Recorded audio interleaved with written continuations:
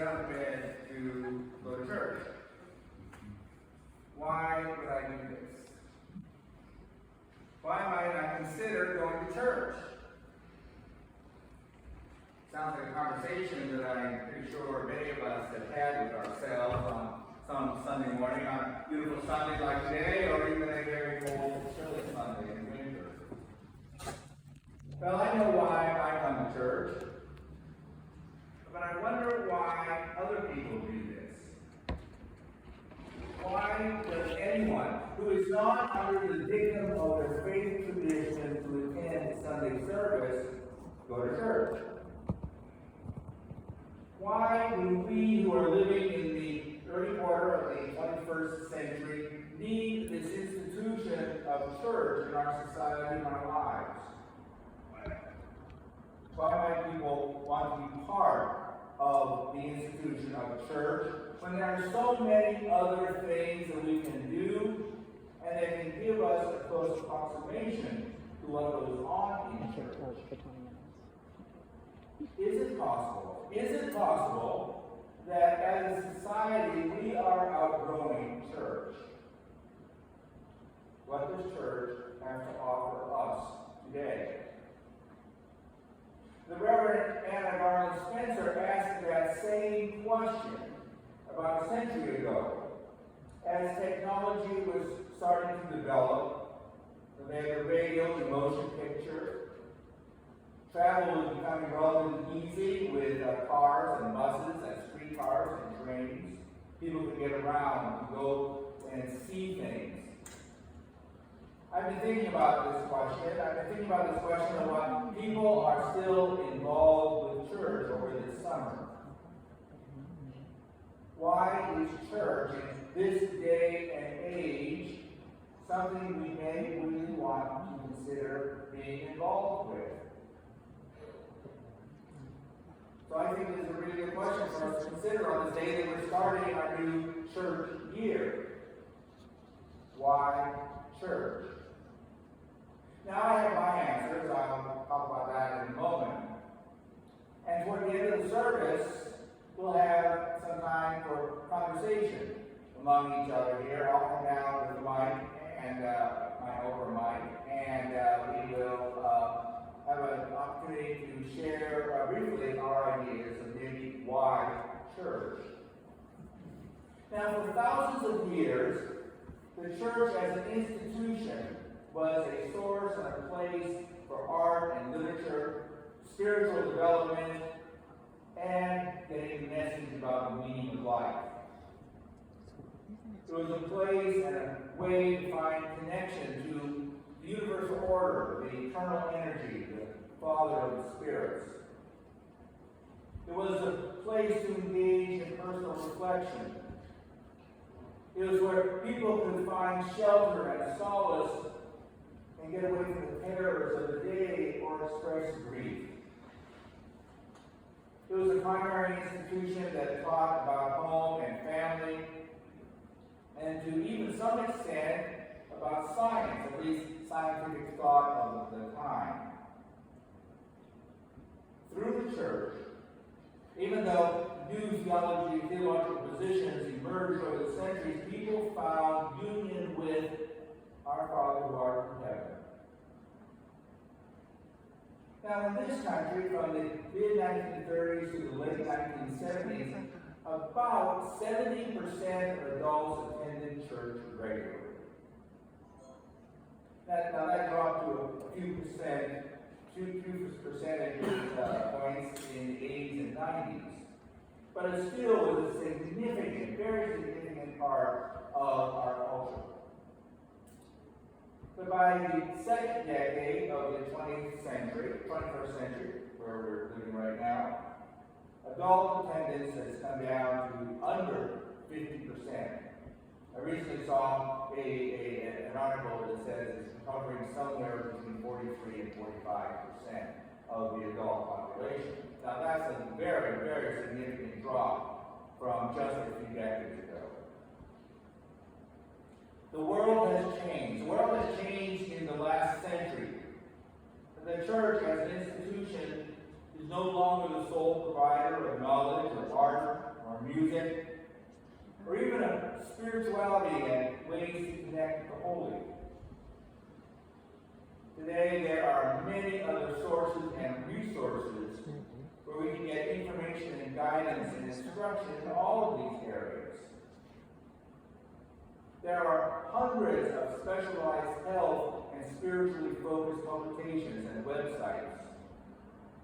There's television with all sorts of entertainment and special interest programming, even including religious programming. There's the internet, of course. There are podcasts by the dozens or hundreds or thousands. And higher education is widespread.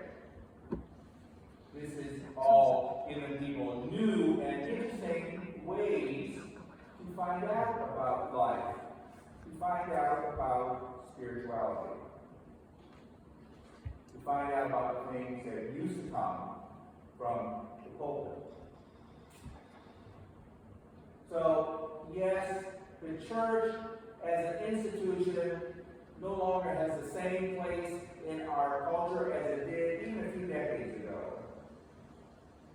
But that does not mean that it no longer has importance for humankind. Let's listen again to what Garlin Spencer said in her 1929 lecture about the church. The church, considered as a unit, is the organized expression of man's, using the common term of her time, the organized expression of man's religious nature. Stripped of all foreign powers and attendant aids, and we find that in it,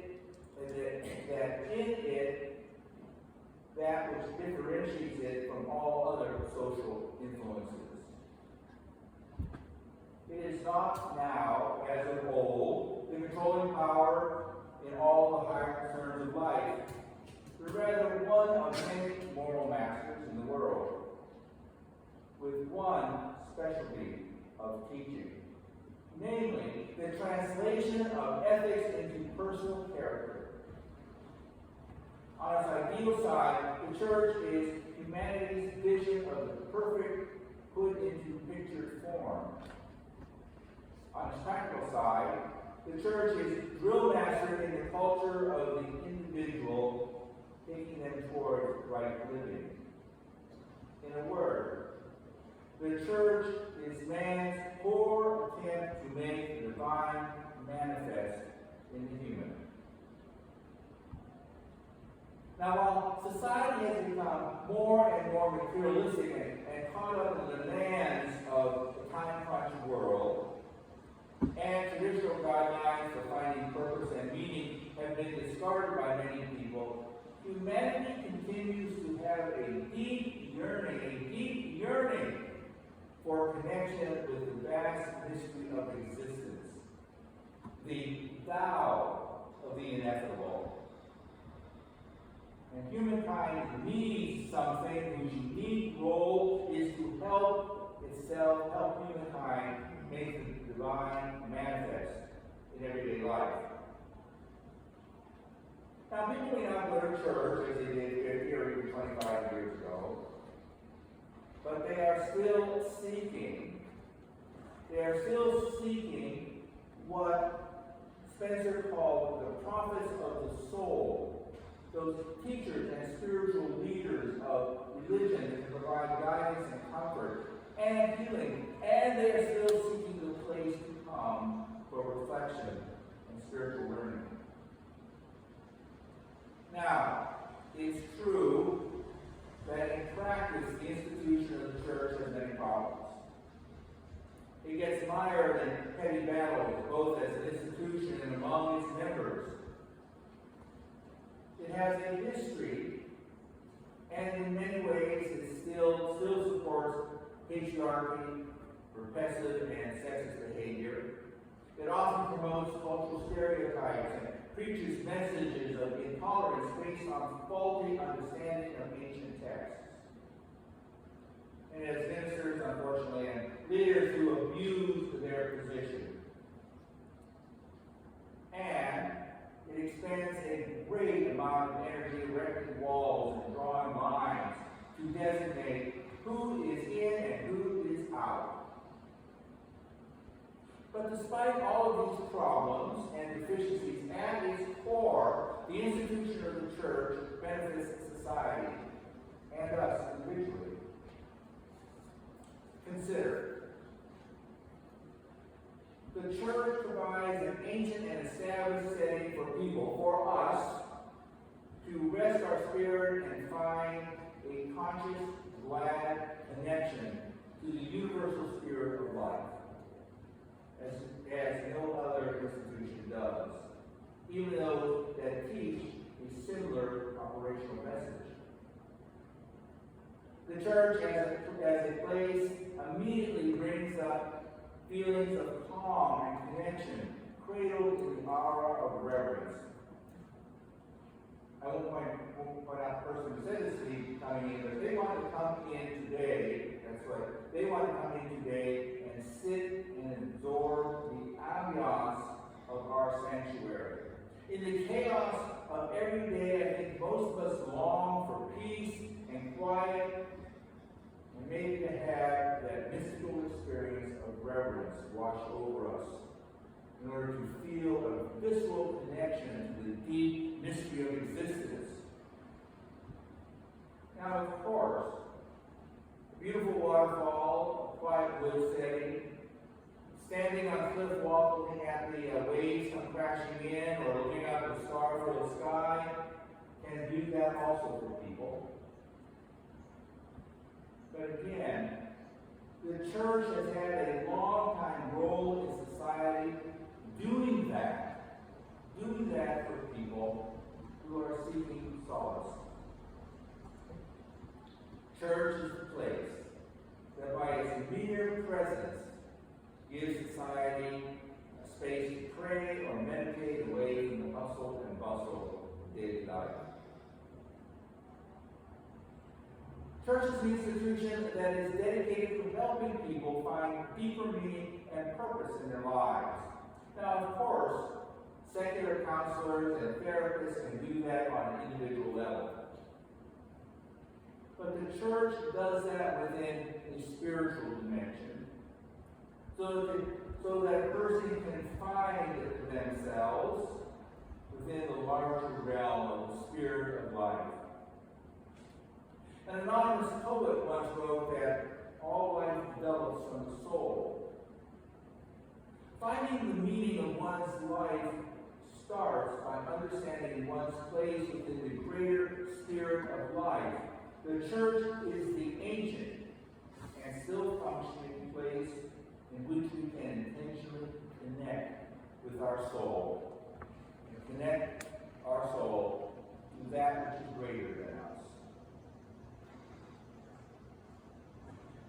The church provides us opportunities to give, to make life better for others. Yes, there are many other entities that do that also.